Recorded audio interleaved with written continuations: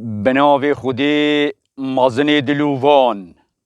هفده مهادو 2023 او مطران صفقاتی پیغمبری کری صلاوت خودی لیبن البراهی امد بیجین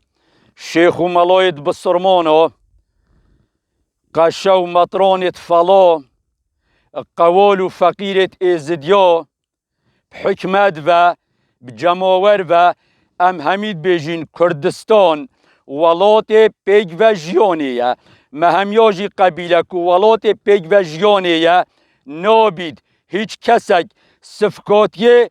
پیروزیت کسکی دیب کتن نابیدن هیچ دیانتک صفقاتیه دیانتک دیب کتن اوه هیچ رنگکی کسکی ناهی تا قبیل کرن و اوه یا مقبول نینه الدف چه مروبت وجدان سری دا هبید اوه ناهی تا قبیل کرن نابید صفقاتی هیچ دینکی بیتا کرن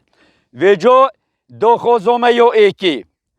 ایکت یا زانایت آین اسلام کردستانی وزارت اوقاف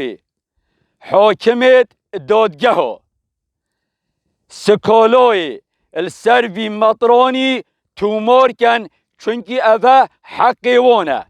یا پیدوی اوه او بخو شخصی خو داخوزا لیبورینه بسرمانت کردستانه و همی بسرمانت دنیای بکد چونکی وی شاشک آمازن برانبری دین اسلام کرد اره ایکی صفقاتی دینه تکر یا حتی تو صفقاتی پیغمبری بکی و جا داخوزم اوه جهد پیوندی دار بین سرخط ری نهیت دان هیچ کسک صفقاتی بدینه کی بکد داخوزت کن بین سرخطی سکالا سربیت تومار کرن و بگهیت سزای خو یه داد پرورانه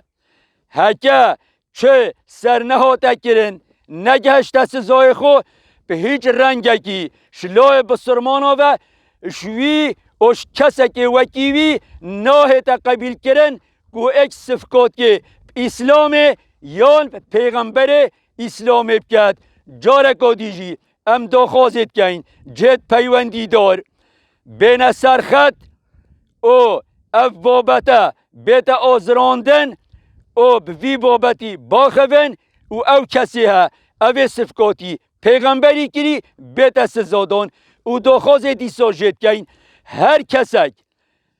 ملایت بسرمانو بن یت فلا بن یت ازدیا بن هر ایکو دینه خو هر کسک صفقاتی دینه دی کر گهیت سزای خو بخو کی بیتن چونکی ناهی تا قبیل کرن مادم ولات پیگ و جیانه یا ام همید بیجین ام برایت ایکین وید برایت ایک بین از باورد کم خو برایت فلا جی مسیحی جی اوه قبیل ناکن و او جی به چندت خوش نینن ام داخواز شواد کن او جی دیسا خونه رازی کن سروی مطرانی کو کسی دی زیده گاویا سر دین کسی نکد کس هست کسی یه آینی بریندار نکد والحمد لله رب العالمین.